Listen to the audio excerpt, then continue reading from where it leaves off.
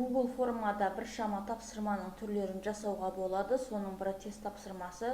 Біз қазір тест жасауды қарастырайық. Терезе ашылғанда біздің көз алдымызда осындай экран пайда болды. Енді бұл жерде біз қай сыныпқа тапсырма жасаймыз? Қазір осы жерге сол сыныптың жазып қояйық аты жөнін. Описаниясына тест қояйық. Байқап отырғандарыңыздай, мына жерден хабарлама шығып жатыр.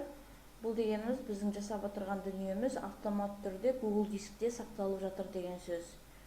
Енді оқушының аты жөнін жасайтын форма жасаймыз. Ол үшін вопрос без заголовка деген жерден оқушының аты жөні деп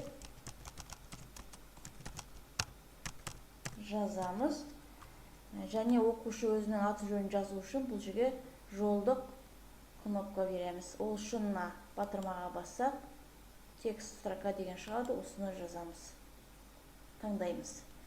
Енді бұл бөлікті біз обязательный вопрос деп жасаймыз. Себебі тест тапсырмасын орындаған бала өзінің аты жөнін жазбаса, ол тестті аяқтай алмайды, результатын жібере алмайды, яғни. Бұл өз кезегінде бізге де керек болады, себебі тест тапсырушы баланың қай бала екенін біз көре алуымыз үшін. Енді сұрақтарды құрастыруға кірісейік. Ол үшін міне жерден плюс таңбасын басамыз. Вопрос деген жерде сұрақ қоямыз. Және де сұрақтың жай ғана сөзбен құрастыруға болады сұрақты, немесе суреттерді кірістіру арқылы сұрақ қоюға болады. Қазір біз жай сөзбен сұрақ қойып көрейік. Scratch бөлімі бойынша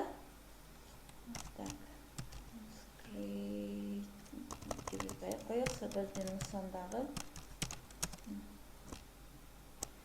программадағы нысан қалай аталады?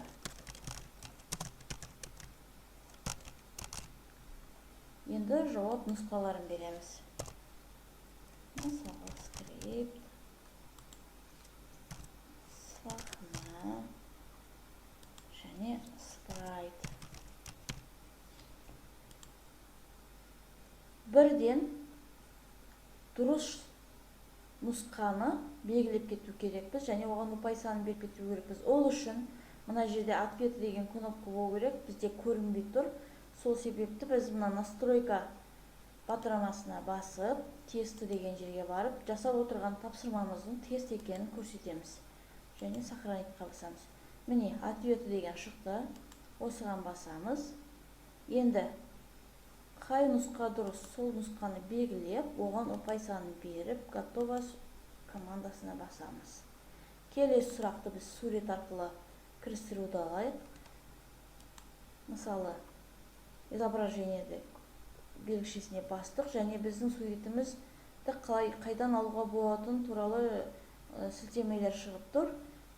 Қазір қоятын сурет менде компьютерде болғандықтан мен обзор кнопкасына басамын. Мына тұрған белгішені алайын.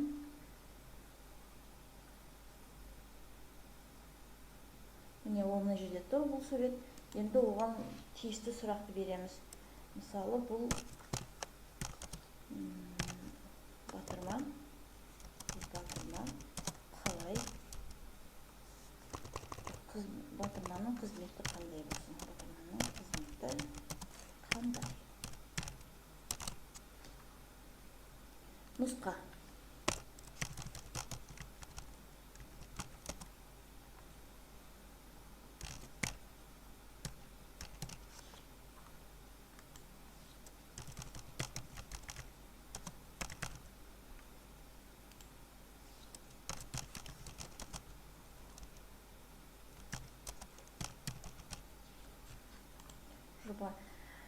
Мына жерден дұрыс жауаптың орнын біз ауыстыруымызға да болады. Мысалы, қазір біріншіге апарып қояйық.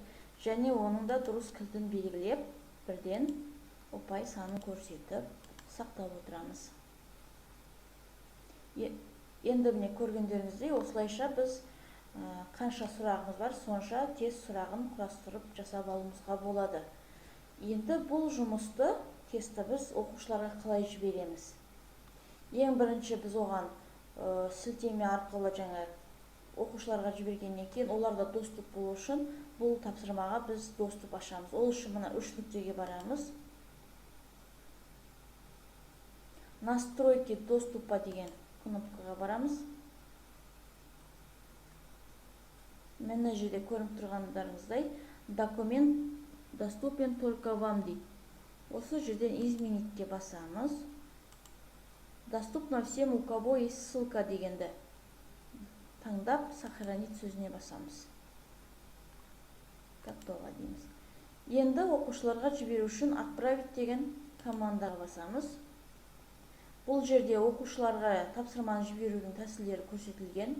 Хаттың белгісін бассақ, біз оқушылардың Gmail почталарын жинап алып, сол арқылы шақыруға болады. Бірақ ол біршама уақытты кетіреді. Сол себепті ссылка батырмасына басып, мына жерден қажетті тұрған сілтемені копировать етіп көшіріп алып жібере салуға болады. Немесе короткий URL деп қысқартып аламыз да, адресті копировать дейміз, және оны WhatsApp-тағы группаларына жібере салуға болады. Сонда ол оқушылардың бәріне бірдей көрінеді, бәрі сол ссылкаңызды сіздің шеше алатын болады. Және бұл ссылканы сіз өзіңізге де көшіріп қоюыңызға болады. Сабақ жоспарына кірістіріп қою үшін. Болды. Тест тапсырмасын біз осылай жасаймыз. Өз кезегінде оқушылар жауап бергеннен кейін мына жерден ответі деген жерден көрініп тұрады. Хабарламалар, неше бала тапсырылды, жауаптары, балалардың аты жөндері бәрі сізге көрініп тұратын болады.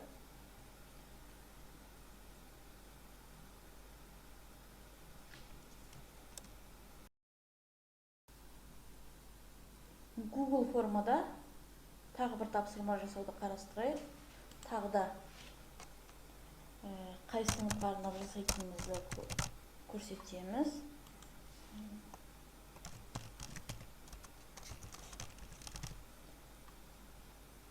Оқушының аты жөні формасын жасаймыз.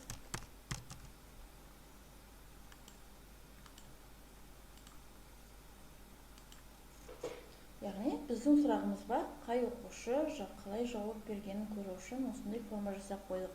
Енді сұрақтың тапсырманың түрін. Мысалы, деректер қорын қандай бағдарламаларда жасайды. Немесе деректер қорын жасауда қандай бағдарламалар қолданылады. Бұл жердегі біз нұсқа бермейміз, жауапты оқушылар өздері жазу керек. Сол себепті біз бұл жерден текст абзац дегенді аламыз. Яғни қанша бағдарлама түрлерін біледі, соның барлығын жазуларына болады. Келесі сұрақ.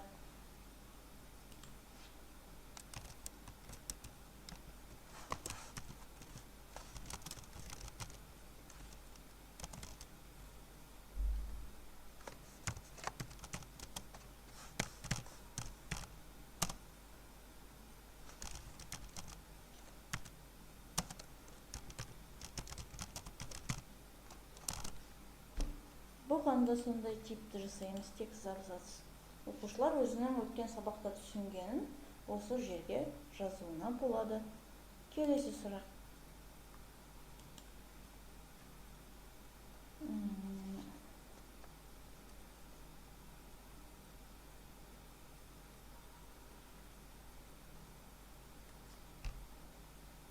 Big Data'ның тағы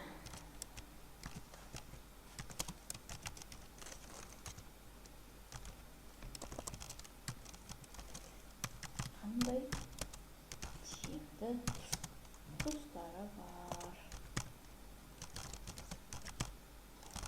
Болды, осы үш сұраққа жауап алу үшін біз жаңағыдай текст абзац түрінде олардың жауаптарын күтеміз. Дәл жаңағыдай доступты көрсетеміз, ашамыз.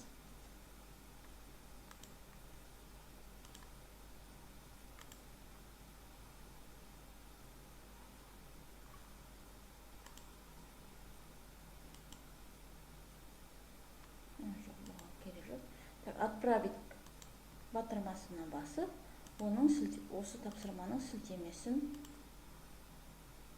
копировать етіп аламыз да өзімізге белгілеп қоямыз. Немесе бірден WhatsApp топтарына жіберуге болады. Осылайша біз Google формамен тапсырма жасаудың түрлерімен таныстық. Сіздерге пайдасы болады деп ойлаймын. Және дәл осындай тапсырма жасаудың тиімді тұсы, әр баланың жауабын WhatsApp-тан күтпейсіз, бірден Google дискіңізге сізге келіп тұрады. Кез келген уақытта кіріп қарайсыз.